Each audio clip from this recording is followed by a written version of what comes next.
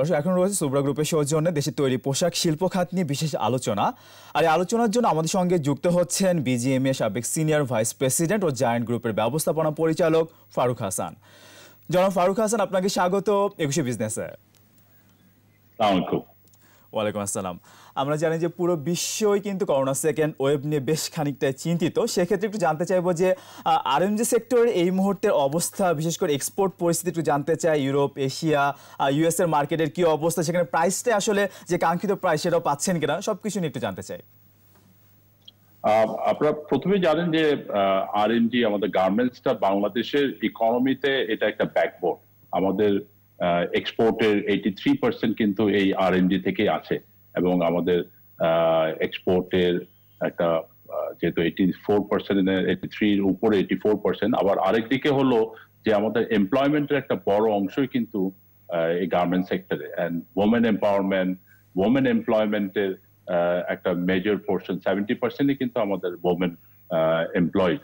So এই করোনার কারণে সারা ওয়ার্ল্ডে যে এফেক্টটা হয়েছে, এটার কারণে কিন্তু আমাদের এক্সপোর্ট লাস্ট ফিনান্সিয়াল ইয়ারে 18% ড্রপ করে গেছিল, যেখানে কিন্তু আমাদের 2018-19 আমাদের এক্সপোর্ট ছিল মোর দেন $34 বিলিয়ন। সেটা কিন্তু লাস্ট ফিনান্সিয়াল ইয়ারে এসে ড্রপ করে $28 বিলিয়ন নিচে চলে এসছে। এবং এই বছরও আমাদের এক্সপোর্ট কিন্তু গত 5 মাসে আমাদের ফিনান্সিয়াল ইয়ারের যেটা জুলাই, আগস্ট, সেপ্টেম্বর, অক্টোবর, নভেম্বরে আমাদের কিন্তু already we are in a negative growth. সবচেয়ে বড় যে প্রবলেমটা এসে গেছে যে সারা ওয়ার্ল্ডে যেহেতু লকডাউন হয়েছে, রেস্ট্রিকশন হয়েছে, সেই কারণে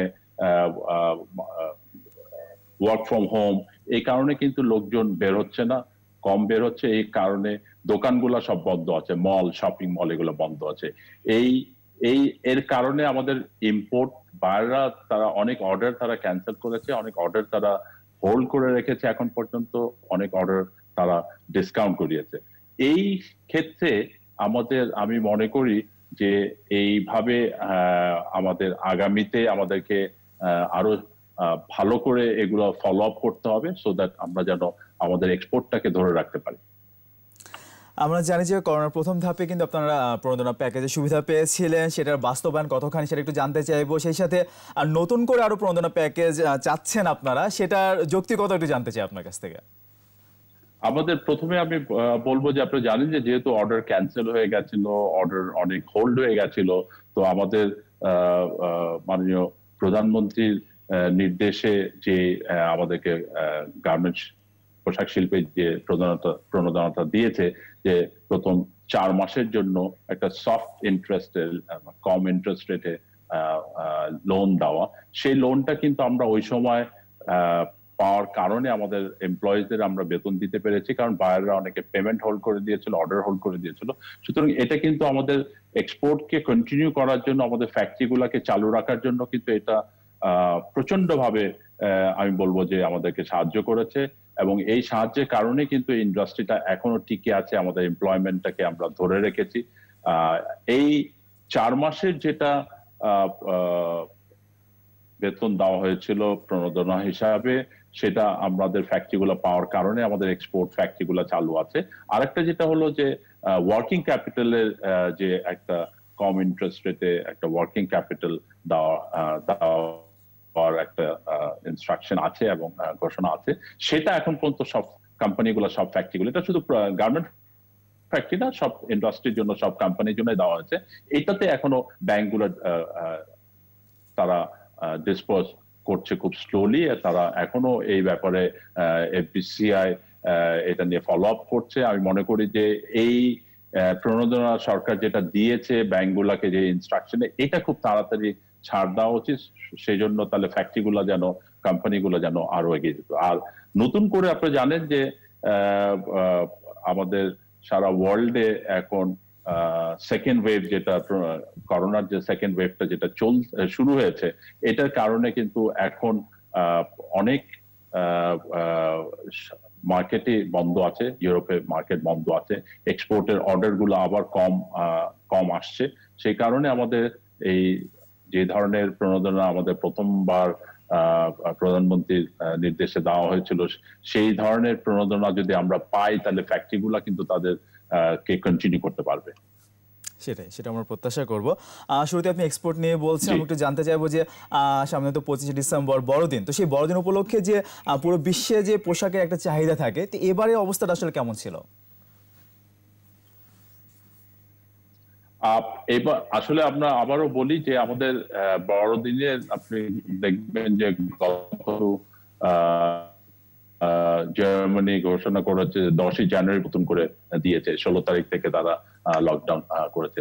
সো আমাদের যেমন বা দেশের লোকাল মার্কেটে যেমন ঈদের সময় একটা সেল হয়, ওয়েস্টার্ন ওয়ার্ল্ডেও কিন্তু সেটা ইউরোপ, আমেরিকা, কানাডা সবখানেই কিন্তু এই যে ক্রিসমাসের এবং নিউ ইয়ার্স এর এই সময় কিন্তু একটা বড় সেলস হয়, বিকজ এই সময় গিফট দেয়, একটা ফ্যামিলি আরেক ফ্যামিলিকে গিফট দেয়, বন্ধুদেরকে গিফট দেয়, সবকিছু মিলেই এইটা হলো একটা পিক সিজন, সেলিং এর পিক সিজন। তো আমাদের আমরা অলরেডি বুঝতে পারছি যে এইবার উইন্টারে এই বড়দিনের যে ছুটিটা আছে, বড়দিনের যে ফেস্টিভ্যালটা আছে, নিউ ইয়ার যে ফেস্টিভ্যালটা আছে, সেটা হবে না।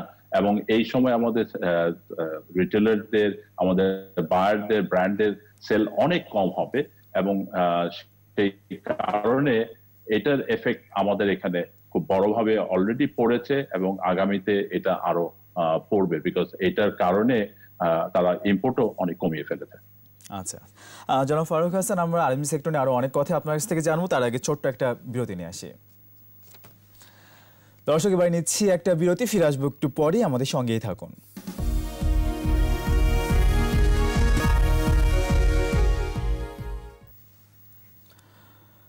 আবার স্বাগত কৃষি বিজনেসে। দর্শক, বিরতির আগে সুব্রা গ্রুপের সৌজন্যে দেশের তৈরি পোশাক শিল্প খাত নিয়ে কথা বলছিলাম বিজিএম এর সাবেক সিনিয়র ভাইস প্রেসিডেন্ট ও জায়ান্ট গ্রুপের ব্যবস্থাপনা পরিচালক মারুফ হাসানের সঙ্গে আবারও ফিরছি সে আলোচনায়। আমরা একটু জানতে চাচ্ছি যে প্রতিটা সেক্টরে আসলে অনেক চ্যালেঞ্জের মধ্য দিয়ে যাচ্ছে, আপনি অনেকগুলো চ্যালেঞ্জের কথা বলছিলেন, আরও যে প্রতিবন্ধকতা, বিশেষ করে কাঁচামাল আমদানির ক্ষেত্রে কোনো সমস্যা হচ্ছে কেন, কোনো প্রতিবন্ধকতা তৈরি হচ্ছে কিনা, সেই বিষয়ে একটু জানতে চাই। আসলে আমরা এখন কিন্তু আমাদের জানেন যে আমাদের একটা মেইন র মেটেরিয়ালস হলো ইয়ার্ন, ফ্যাব্রিক, এগুলো। এবং ইয়ার্ন, ফ্যাব্রিক আমাদের গার্মেন্টস এর, যে কোনো গার্মেন্টস এর কিন্তু দুটা কোর র মেটেরিয়ালস আছে। একটা হলো যে কটন যেটা তুলা, আর একটা হলো যে পেট্রোকেমিক্যাল। এগুলো কিন্তু বাংলাদেশে হয় না, সেগুলো আমাদেরকে ইম্পোর্ট করতে হয়। সো আমাদের এই যে সাপ্লাই চেইনটা ইজ ভেরি ইম্পর্টেন্ট, বিকজ এখন সারা ওয়ার্ল্ডে এক্সপোর্ট ইম্পোর্টের কিন্তু, এবং বায়াররা কিন্তু এখন তাদের সিজন এবং ফ্যাশনের জন্য অনেক কম সময়ের মধ্যে আমাদেরকে পুরো অর্ডারটা এক্সিকিউট করতে হয়, টার্ন অ্যারাউন্ড টাইমটা অনেক কম। তো সেই ক্ষেত্রে আমাদেরকে কিন্তু এই তুলা ইম্পোর্ট করতে হয়, পেট্রোকেমিক্যাল চিপস ইম্পোর্ট করতে হয়, এগুলা দিয়ে আমরা কোনো কোনো ক্ষেত্রে আমাদেরকে ইয়ার্ন ইম্পোর্ট করতে হয়, ফ্যাব্রিক ইম্পোর্ট করতে হয়। সুতরাং আমাদের এই সাপ্লাই চেইনটাকে ইমপ্রুভ করার জন্য আমাদের পোর্টের যে ফ্যাসিলিটিস গুলো আছে সেইগুলোকে আরো ইমপ্রুভ করতে হবে। আমাদের পোর্টে আমাদের একটা সময় চলে যায়, আমাদের দেখা যায় যে রেস্ট্রিক্টের কিছু আছে যেগুলাতে অনেক সময় যায়। এই টাইমটা আসলে আমরা কত কমাতে পারি এখানে, সেটা একটু ভেরি ইম্পর্টেন্ট, বিকজ বায়াররা বা সারা ওয়ার্ল্ডে যে কম্পিটিটিভনেস চলছে সেখানে কিন্তু টাইমটা ইজ ভেরি ইম্পর্টেন্ট। সুতরাং আমাদের রোড কমিউনিকেশন, আমাদের গভর্নমেন্ট অনেকগুলো মেগা প্রজেক্ট করছে, এগুলা তাড়াতাড়ি এগুলো এক্সিকিউশন যদি হয়ে যায়, তাহলে কিন্তু আমরা সাপ্লাই চেইনে এইটাকে ইমপ্রুভ করতে পারলে আমরা অবভিয়াসলি আমাদের এক্সপোর্ট আমরা বাড়াতে পারবো, আগামীতে আরো কম্পিটিটিভ হতে পারবো। সেটাই। তো জনাব ফারুক হাসান, একটু জানতে চাইবো যে নতুন ইফেক্টিভ পোশাকের বাজার খোঁজার জন্য আসলে কি করছেন অথবা কি করা উচিত, যেখানে আসলে নতুন বাজারের জন্য কিন্তু 4% প্রণোদনার প্যাকেজ ঘোষণার কথা আমরা জানি, সেক্ষেত্রে কি অবস্থা আসলে নতুন বাজার খোঁজার ক্ষেত্রে? আমি এই ব্যাপারে নতুন আসলে একটা জিনিস হলো যে আমাদের নতুন মার্কেট, নিউ মার্কেট, আর একটা হলো যে আমাদের প্রোডাক্ট ডাইভার্সিফিকেশন। আমি মনে করি যে আমাদের গার্মেন্ট টেক্সটাইলের মধ্যে এখনো অনেক প্রোডাক্টের আছে যেগুলো আমরা এক্সপোর্ট অত করি না। তো ফার্স্টে আমি যেটাকে বলি যে আমাদের নতুন মার্কেট, আমি এই সরকারকে প্রথমে ধন্যবাদ জানাবো যে আমাদেরকে যে নতুন মার্কেটের জন্য যে একটা ইনসেন্টিভ দিয়েছে 2009 সালে, তখন কিন্তু আমাদের এক্সপোর্ট ছিল নতুন মার্কেটে বা এমার্জিং মার্কেটে লেস দেন $700 মিলিয়ন। এখন কিন্তু এটা প্রায় $6 বিলিয়ন আমরা কিন্তু এই এক্সপোর্টটাকে নিয়ে গেছে। সুতরাং এই ইনসেনটিভটা অনেক আমাদের কাজে লেগেছে, আমাদের কম্পিটিটিভ হতে সাহায্য করেছে। আমরা নতুন মার্কেটের জন্য যেটা করছি যে আমাদের আপনারা জানেন যে আমাদের ট্র্যাডিশনাল মার্কেট বলতে ইউএসএ এবং ইউরোপিয়ান ইউনিয়ন, এর বাইরে কিন্তু আমরা গত এই ইনসেনটিভটা দেওয়ার পরে আমরা কিন্তু জাপানে একটা বড় মার্কেট তৈরি করতে পেরেছি। আমরা প্রায় জাপানে $1 বিলিয়ন উপরে এখন এক্সপোর্ট করছি। কোরিয়াতে আমরা প্রায় $500 মিলিয়ন এক্সপোর্ট করছি। চায়না, ইভেন চায়নাতে আমরা এক্সপোর্ট করছি। সুতরাং নতুন মার্কেটের জন্য আমরা এই দেশগুলোতে যাদের ইকোনমিতে তারা দরকার, গার্মেন্টস এর অনেক চাহিদা আছে, আমরা কিন্তু সেই দেশগুলোতে এবং আমরা স্টাডি করেছি যে কোন মার্কেটে কোন আইটেম গুলো তাদের দরকার। ইভেন চায়না সবচেয়ে বড় এক্সপোর্টার গার্মেন্টস, বাট তাদের কিছু কিছু আইটেম আছে আমরা কিন্তু এখান থেকে এক্সপোর্ট করা শুরু করেছি। ইন্ডিয়াতে আমরা স্টাডি করেছি যে কোন আইটেমটা আমরা কম্পিটিটিভ হতে পারবো ওখানে, সেই আইটেম গুলো আমরা অলরেডি শুরু করছি। তো আমি মনে করি যে নতুন মার্কেটে যে ইনসেনটিভটা দেওয়া আছে এটা সরকার কন্টিনিউ করছেন এবং এটা কন্টিনিউ করবেন, তাহলে আমরা এক্সপোর্ট আরো বাড়াতে পারবো এই নতুন মার্কেটগুলোতে, মার্কেট শেয়ারে আমরা, সো দ্যাট ইউরোপিয়ান ইউনিয়ন এবং ইউএস এর উপরে আমরা যেন ডিপেন্ডেন্ট না থাকি। যদিও আমরা সবসময় চেষ্টা করব ইউএসএ এবং ইউরোপিয়ান ইউনিয়নে আমাদের মার্কেট শেয়ার যেন থাকে, সেই শেয়ারটা যেন থাকে এবং বরঞ্চ আমরা বাড়ানোর চেষ্টা করছি। এবং আরেকটা জায়গায় যেটা আছে যে আমরা নতুন প্রোডাক্টের বলতে আমি যেটা বলবো যে আমরা আসলে কটন বেস গার্মেন্টসটাই কিন্তু আমরা বেশি এক্সপোর্ট করি, অলমোস্ট 72%, যেটা সারা ওয়ার্ল্ডে কিন্তু ধরেন 30 বছর আগে কটন বেস গার্মেন্টস এর মার্কেট শেয়ার ছিল 72 থেকে 73%।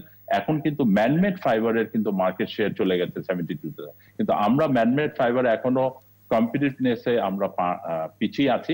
তো আমি আশা করব এবং আমরা সরকারের কাছে অনুরোধ করব যে আমাদের ম্যানমেড ফাইবারে যদি কম্পিটিটিভনেসটা আমরা বাড়াতে পারি, আমরা যদি এখানে একটা ইনসেনটিভ পাই, তাহলে কিন্তু আমরা এখানে এক্সপোর্ট বাড়াতে পারবো। আর আরেকটা হলো যে আমরা মেইনলি 5টা প্রোডাক্টের উপরেই বেশি এক্সপোর্ট করে থাকি। এগেইন আমরা 70% উপরেই 5টা প্রোডাক্টে করি, যেটা শার্ট, নিট, টি শার্ট, তারপর ট্রাউজার, সোয়েটার। এর বাইরে কিন্তু আরো অনেক আইটেম আছে যে আইটেম গুলাতে আমরা ব্লেজার, আন্ডারগার্মেন্টস এর মধ্যে কিন্তু অনেক আইটেম আমরা করতে পারি, কিন্তু লঞ্জেরিন অনেক আইটেম আছে। এই আইটেম গুলাতে আমরা এখন চেষ্টা করছি এবং এগুলাতে আসলে কম্পিটিটিভনেস আসার জন্য এবং এগুলাতে আসলে একটু ব্র্যান্ডিং এরও দরকার থাকে, একটা রেপুটেশনের দরকার থাকে হাই এন্ড প্রোডাক্টের জন্য। সেগুলো কিন্তু আমরা স্লোলি আগাচ্ছি এবং এই ব্যাপারে আমরা আসলে R&D, রিসার্চ এন্ড ডেভেলপমেন্টের সেন্টার আমাদের এখানে আমরা করছি। আমরা চেষ্টা করছি যে এখানে যেন রিসার্চ করে, ডেভেলপ করে, ডিজাইন সেন্টার করে যেন এগুলো এক্সপোর্ট আমরা বাড়াতে পারি। সুতরাং আগামীতে আমি মনে করি যে ম্যানমেড ফাইবারের এক্সপোর্ট বাড়ানোর জন্য আমরা কিছু ইনসেনটিভের সুবিধা পেলে আমরা আরো এক্সপোর্ট এখানে বাড়াতে পারবো। আর নতুন মার্কেটকে আমরা আরো স্প্রেড করতে চাই, নতুন মার্কেটকে আমরা আরো বড় করতে চাই এইভাবে। সেটাই তো আমি জানতে চাইবো যে আর্মি সেক্টরের আরো উন্নয়নের জন্য আসলে কি করা যেতে পারে, বিশেষ করে প্রযুক্তির যে ছোঁয়া সেটা তো আরো দরকার। সেই ক্ষেত্রে আপনারা আসলে কতটুকু ভূমিকা রাখছেন, বিশেষ করে আরো যেটা জানতে চাইবো যে ডিজিটাল মার্কেটিং এর যে ব্যাপারটা সেটার ক্ষেত্রে আসলে কতটুকু আপনারা দৃষ্টি দিচ্ছেন? আমরা প্রথমে যে জিনিসটা হলো যে ডিজাইন ডেভেলপমেন্ট সেন্টার গুলা করে আমরা যেন নতুন প্রোডাক্ট, নতুন আইটেম আমরা করতে পারি। আমাদের আরেকটা জিনিস হলো যে সারা ওয়ার্ল্ডে কিন্তু কম্পিটিটিভনেসটা আরো বেড়ে গেছে। সেই কম্পিটিটিভনেসটার জন্য আমাদের ওয়ার্কারদের আমরা স্কিল ডেভেলপমেন্টের জন্য তাদের ট্রেনিং এর ব্যবস্থা করছি এবং তাদেরকে নতুন আরেকটা এরিয়াতে আমরা যেটা হলো যে আমরা মেশিনারি আপগ্রেডেশনের কাজ করছি, যে নতুন মেশিন যেগুলো আরো অটোমেটিক মেশিন এনে আমরা মেশিনারি আপগ্রেডেশন করছি, আমরা টেকনোলজি আপগ্রেডেশন করছি, প্রসেস আপগ্রেডেশন করছি। এগুলো সবগুলো করার উদ্দেশ্য হলো যেন আমাদের একদিকে আমাদের যারা ওয়ার্কার আছে তাদের যেন কায়িক পরিশ্রমটা কম হয় এবং প্রোডাক্টিভিটি বাড়ে, ইমপ্রুভ করে, আমরা কোয়ালিটি ইমপ্রুভ করতে পারি। এনভায়রনমেন্ট ফ্রেন্ডলি মেশিনারি আনার কারণে এনভায়রনমেন্টে যেন কোনো ইম্প্যাক্টটাকে যত মিনিমাইজ আমরা করতে পারি। আমরা মেশিনারি এবং এনার্জি এফিশিয়েন্ট মেশিন এবং এনার্জি এফিশিয়েন্টলি যেন ফ্যাক্টরিগুলো রান করতে পারি সেগুলোর উপরে কাজ করছি। ইভেনচুয়ালি আমরা যেন কস্ট আমরা কমাতে পারি। আমরা জানি যে আমাদের যারা কর্মচারী আছে, শ্রমিক আছে, এমপ্লয়িজ আছে, তাদেরকে সুযোগ সুবিধা, তাদের আমরা হেলথ হাইজিন এগুলোর আমরা ব্যবস্থা করছি সো দ্যাট তারা যেন ভালো থাকে, তারা যেন ভালো প্রোডাকশন করতে পারে, ভালো থাকে, সেইগুলোর দিকে আমরা কাজ করছি। তো আগামীতে আমি মনে করি যে আমাদের নতুন প্রোডাক্ট এবং নতুন আইটেম নিয়ে টেকনোলজি আপগ্রেডেশন করে আমরা এগিয়ে যেতে পারবো। সেটা আমরা প্রত্যাশা করি। আমরা জানি যে আগামী মার্চেই বিজিএম নির্বাচন অনুষ্ঠিত হবে, সেটার প্রস্তুতি একটু জানতে চাই। আপনি জানেন যে আমাদের বিজিএমইতে আগামী এন্ড মার্চ বা আর্লি এপ্রিলে যে ইলেকশন হবে, এটা একটা প্রতি 2 বছর পর পর এটা ট্রেড বডি, যেটা শুধু বিজিএমই না, সব ট্রেড বা চেম্বার অ্যাসোসিয়েশন গুলোতে ইলেকশন হয়। তো আগামী ইলেকশনের জন্য আমি পার্সোনালি সম্মিলিত পরিষদের আমাদের এখানে একটা প্ল্যাটফর্ম আছে, ইলেকশনের একটা প্ল্যাটফর্ম আছে, সেখান থেকে প্যানেল লিডার হিসাবে অলরেডি আমাকে অনেক আগেই ডিক্লেয়ার করা আছে এবং সেই হিসাবে আমি প্রস্তুতি নিচ্ছি। আমি এই সেক্টর, এই গার্মেন্ট সেক্টর আমাদের ইকোনমির সবচেয়ে বড় ব্যাকবোন এবং সেই কারণে আমরা যেসব চ্যালেঞ্জ ফেস করছি, আমরা আগামীতে যেসব চ্যালেঞ্জ আছে সেগুলা নিয়ে আমি আসলে কাজ করছি, যে কি কি চ্যালেঞ্জ আছে এবং এগুলা যেহেতু আমি অনেক বছর ধরে আমি দুই টার্ম অ্যাজ এ ডিরেক্টর হিসাবে ছিলাম, 2 term as a vice president, তারপরে সিনিয়র ভাইস প্রেসিডেন্ট, তার আগে আমি বিভিন্ন স্ট্যান্ডিং কমিটিতে কাজ করেছি। সুতরাং আমার যে অভিজ্ঞতা আছে, আমি যে এই সেক্টরে এবং এই চেম্বার অ্যাসোসিয়েশনে যে অনেক বছর ধরে আমি কাজ করছি এবং এই বিজনেসেও আমি অনেক বছর ধরে আছি, সেই 1985 থেকে আমি এই গার্মেন্টস এর সাথে আছি। সেই সম্পূর্ণ অভিজ্ঞতা এবং আমাদের সরকারের সহযোগিতা নিয়ে সরকারের বিভিন্ন জায়গায় যারা আছেন তাদের এবং স্টেক হোল্ডার, ডেভেলপমেন্ট পার্টনার, তাদের সবাইকে নিয়ে আমরা যেন এই চ্যালেঞ্জগুলো ফেস করতে পারি এবং আমাদের এই সেক্টরকে আমরা এগিয়ে নিয়ে যেতে পারি, সেই হিসাবে আমি আসলে কিছু রোডম্যাপ তৈরি করছি। আগামীতে আমরা ইলেকশন যেন সুন্দরভাবে ট্রান্সপারেন্টলি ইলেকশন হয় এবং ইলেকশনে আমাদের মেম্বাররা যাদেরকেই, কারণ এখানে 35 জনের একটা বোর্ড হয়, সেই 35 জনের বোর্ডে ইলেকশনে যাদেরকেই মেম্বাররা ভোট দিয়ে জয়যুক্ত করবে, তারা আমি মনে করি যে এটা ভলান্টারি ওয়ার্ক এবং আগামীতে নতুন বোর্ড এসে এটা একটা কন্টিনিউয়াস প্রসেস। এই বোর্ড যে কাজ করছে, তার আগের বোর্ড যেগুলো কাজ করছিল, এই বোর্ড সেটা কন্টিনিউ করছে এবং আগামীতে এই বোর্ডের যে কাজ হচ্ছে এবং এটার সাথে আরো অন্যান্য অ্যাক্টিভিটিস করে যেন আমরা মার্কেটকে ডেভেলপ করতে পারি, প্রোডাক্টকে ডেভেলপ করতে পারি, সেটা আসলে আমরা প্রত্যাশা করছি।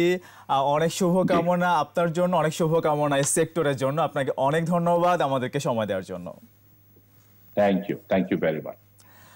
দর্শক, এতক্ষণ সুব্রা গ্রুপের সৌজন্যে কথা বলছেন তৈরি পোশাক শিল্প খাতে টানাটিকরণ নিয়ে কথা বলছেন বিজিএম এর সাবেক সিনিয়র ভাইস প্রেসিডেন্ট ও জায়ান্ট গ্রুপের ব্যবস্থাপনা পরিচালক ফারুক হাসান। দর্শক, এবার নিচ্ছি আরও একটা বিরতি। বেলা 2টা 35 মিনিট আবারও ফিরে আসবে বিজনেসে আরও আয়োজন নিয়ে, আমাদের সঙ্গেই থাকুন।